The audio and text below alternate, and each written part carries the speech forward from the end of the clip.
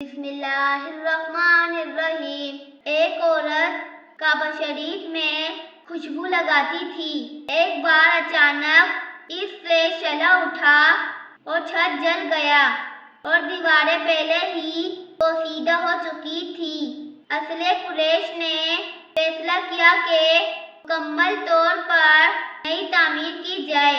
ولید بن مغیرہ کو عمارت کا امیر مقرر کیا گیا اور یہ طے ہوا کہ اس نے حلال مال خرچ ہو گیا۔ اس وقت کے امیر لوگوں کے پاس زیادہ سودے حاصل کر دیا مال ہوتا تھا، اس لیے حلال مال کم مقدار میں جمع ہوا تو قریش نے مالال کی کمی اور کچھ اپنے مقصد کے پیش نظر چند فرق کر دیے۔ کعبہ کی کچھ زمین باہر نکال دی، یعنی عمارت کو چھوٹا کر دیا۔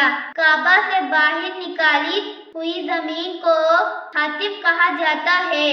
اسی میں میزاب رحمت پر نرالا گرتا ہے۔ چھوٹی چھوٹی دیوار سے آج بھی علیحدہ نمایاں کیا ہوا ہے۔ طواف اس کے باہر سے ہی ہوتا ہے۔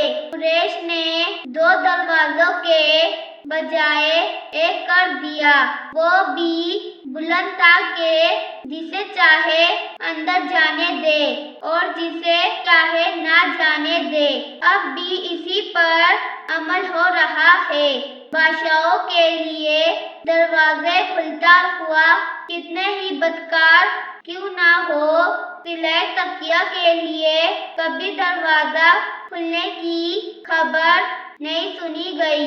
خانہ کعبہ کے اندر لکڑی کی ستونیں کی 2 صفیں بنائی گئی اور ہر صفحہ میں 3 ستون بنائے گئے۔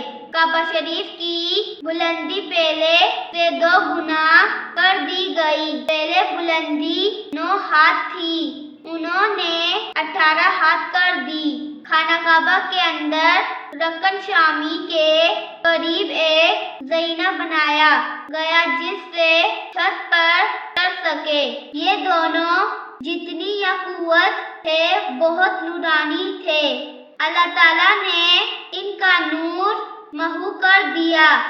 اگر ایسا نہ ہوتا تو یہ مشرق و مغرب کو چمکتے۔ مقام ابراہیم وہ پتھر ہے جس پر کھڑے ہو کر ابراہیم علیہ السلام کعبہ شریف کی تعمیر کرتے۔ جس قدر عمارت بلند ہوتی جاتی تھی، یہ پتھر بھی اونچا ہوتا جاتا تھا۔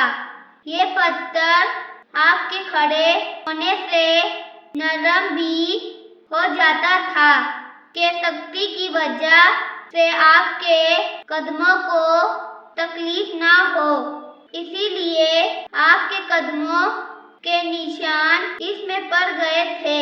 اسی کو جبل ابی قبیس پر رکھ کر اور اس کے اوپر کھڑے ہو کر حضرت ابراہیم علیہ السلام نے آواز دی، اے اللہ کے بندو، حج کے لیے آؤ۔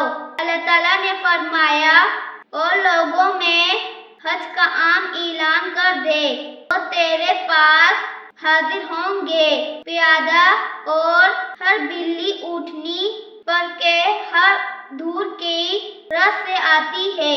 آپ کے اس اعلان کے بعد ان تمام لوگوں نے لبیک کہا جنہوں نے بھی حج کرنا تھا، جس نے جتنی مرتبہ حج کرنا تھا اتنی مرتبہ بھی لبیک کہہ دیا۔ ماؤں کے رحموں میں اور آبا کی پشتوں میں تا قیامت آنے والوں نے لبیک کہا۔ آج کی ویڈیو اچھی لگی تو ہمارے چینل کو سبسکرائب اور لائک اور شیئر کرنا نہ بھولے۔